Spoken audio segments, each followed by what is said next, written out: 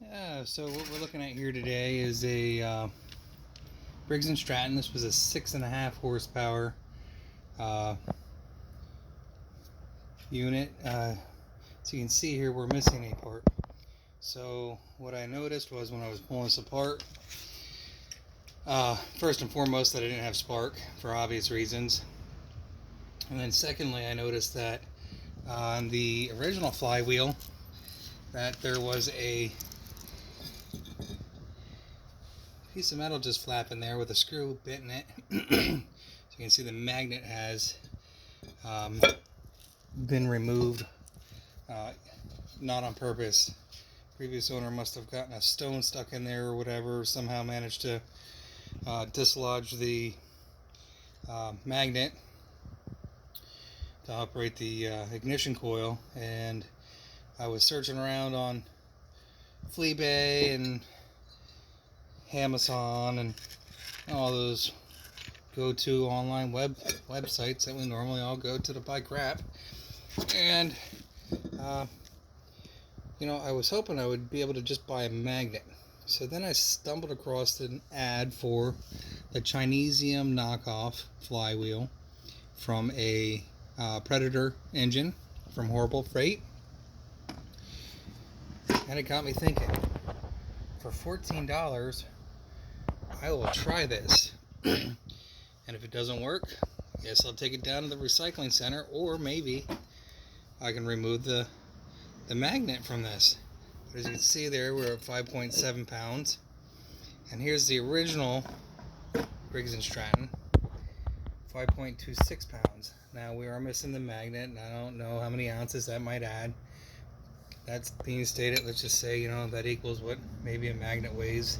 Pretty darn close within the realm of weight, in my opinion. So the other noticeable design issues here, obviously probably to avoid patent infringements and stuff like that. Same diameter, same shaft holes, same keys. Believe it or not, this actually fits right up into it. You mount it the same way. The only noticeable difference, right? So, the cooling fin, obviously, as you can see over here, has a fancy design. And this does also have a fancy design, just not quite the same as the Briggs & Stratton original flywheel. However, these items will line up, and you can cut out the center here if you want to make it line up, sit a little flatter or whatever, so you don't get stones and stuff stuck behind here.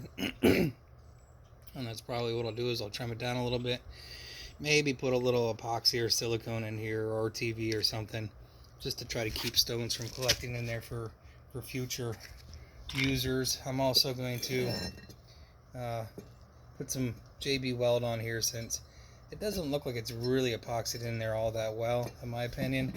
I just put some in there as a precaution before I put this all back together. But for anybody looking to replace a flywheel on a Briggs and Kraken, this is a, like I said, it's 6.5 horsepower, 141, blah blah blah unit. So I'm gonna do a low temp weld there with the flux